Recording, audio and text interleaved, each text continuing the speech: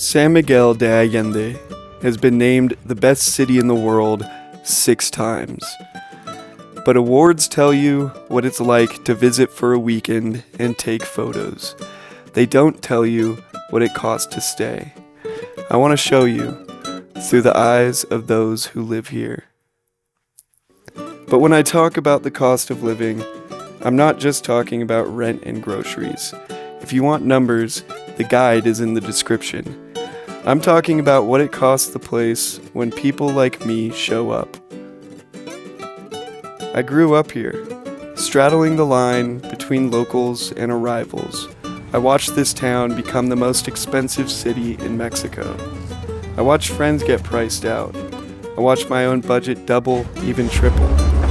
I still live here on about $1,000 a month. And the question isn't whether outsiders change this place. We always have. The question is whether we're paying attention.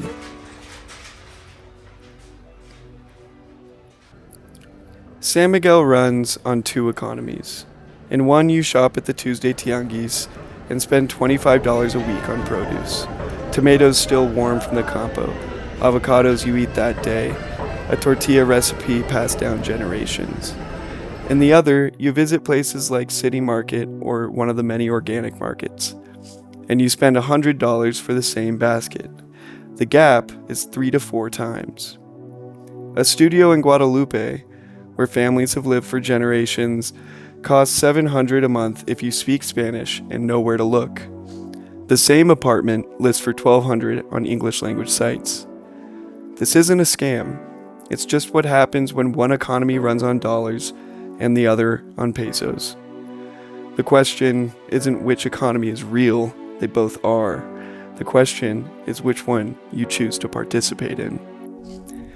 A painter named Javier was born here, 30 years selling his work in Centro. When I asked about cost, he said something that resonates with me.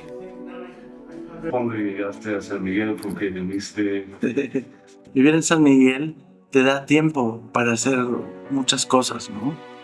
Te da tiempo para disfrutar de la comida, que hay una gran variedad de comida. Te da tiempo para tener un montón de conversaciones, para andar en globo, para pasear, para venir a trabajar al centro y representarte, en este caso yo con mi pintura, en un par de galerías. O sea, es una ciudad que si te administras bien, tienes una calidad de vida sin tener que gastar mucho dinero, ¿no? He said, if you manage yourself well, you have a quality of life without spending too much money. That's the secret of San Miguel. Not cheap, not expensive, it rewards those who learn how things work. Javier got this balloon ride for free, well, in exchange for sharing his story with me. That's what Si te administras bien actually looks like. As cliché as it might sound, the best currency here is not pesos, but friendship. ¿Te dio nueva perspectiva de San Miguel? Estuvo muy bueno, sí. Qué bien. Muchas gracias. Javier was born into this life, but you don't have to be born here to live this way. You just have to stay long enough to learn it. Pasar. Patricia arrived in the late 70s to study weaving at Bellas Artes. She came from elsewhere in Mexico, and she remembers a different town.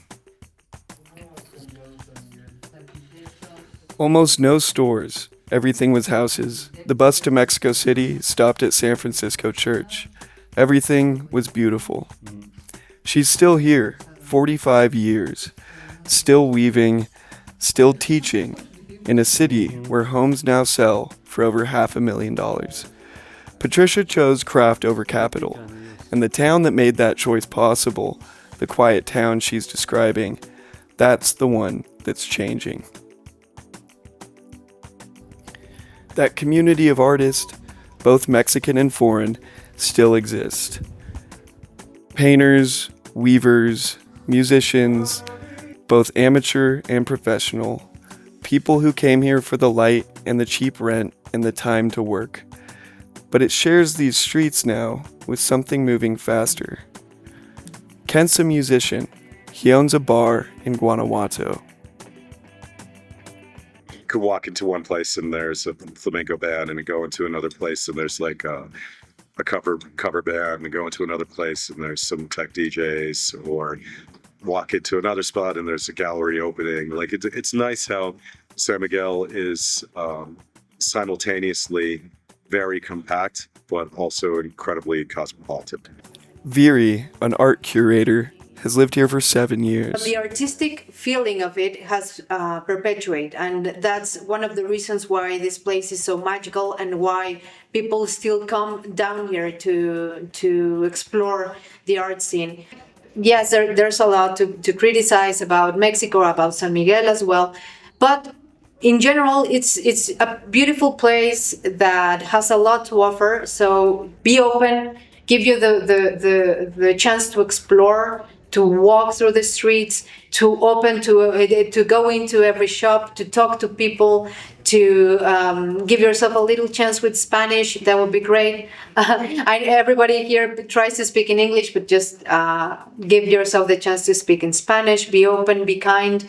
And that's the only advice I have to do, and enjoy the experience. Alejandro arrived planning to stay 1 semester.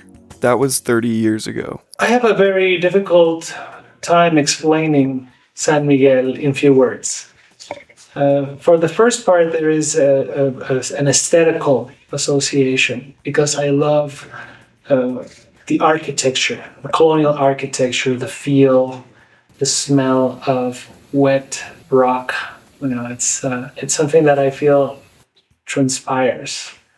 And on the one hand, there's that. On the other is that I never really cared about being part of the scene in New York or the scene in Mexico City or any scene. I just wanted a place where it could be quiet and I could work, and San Miguel gave me that. Here's what's easy to forget. After the silver mines closed, San Miguel nearly became a ghost town. Artists and outsiders revived it. The GI Bill brought Americans who built the art scene that Patricia came to study. The galleries that sells Javier's paintings exist because of foreign money. The restaurant Kent plays in, the spaces Viri curates, that economy created something real. The two San Miguels aren't enemies, they need each other, but they don't always fit comfortably together. It's like, it seems like every day you drive out in any direction and they're building another fractionamento, or they're building another kind of retirement community or gated community. Growth has consequences. The aquifer drops, neighborhoods change. This isn't new. San Miguel has been shaped by arrivals since the Spanish showed up in 1542. The Chichimeca fought them, the Criollos rebelled against them, and the artists revived what war and silver had emptied. The question isn't whether outsiders belong here, it's whether they learn how to be here. This video is brought to you by expatinsurance.com. When you're building a life abroad, the last thing you want is a medical surprise derailing everything. They specialize in international coverage for expats. If you're serious about the move, it's worth a conversation. Link in the description. So what does it actually cost to live in San Miguel de Allende? $1,000 if you speak Spanish and shop like the artists who made this place worth visiting. $2,000 if you want comfort without pretension. $4,000 if you want colonial luxury. This place is perfect for people who learn the festivals, who know which saints' day close which streets, who understand that mañana isn't laziness, it's a different relationship with time. People who buy their vegetables from the same vendor until she knows their name, who sit in the jardín long enough to recognize the regulars. This place is not perfect for people who expect things to work like home, who want the weather without the language, who measure success by how little they adapt. The painters who stay learn the rhythms. They buy their pigments from the same shop for 20 years. The musicians who thrive play with locals, not just for the tourist. The retirees who love it here, they study Spanish. They learn their neighbors' names. They understand that the housekeeper's daughter just got into university and why that matters. The truth is, San Miguel gives back what you bring to it. Patricia has been here for 45 years. She watched the tourists come, the galleries multiply, and the prices rise. I asked if she'd ever leave. She looked at me like I'd asked something incomprehensible. Then she went back to her loom. I knew exactly how she felt. San Miguel de Allende, the best city in the world. Come find out what that means. Subscribe for more on your life abroad. Check out freedomabroad.io. Destination guides, day trips, and real cost data from people who actually live here.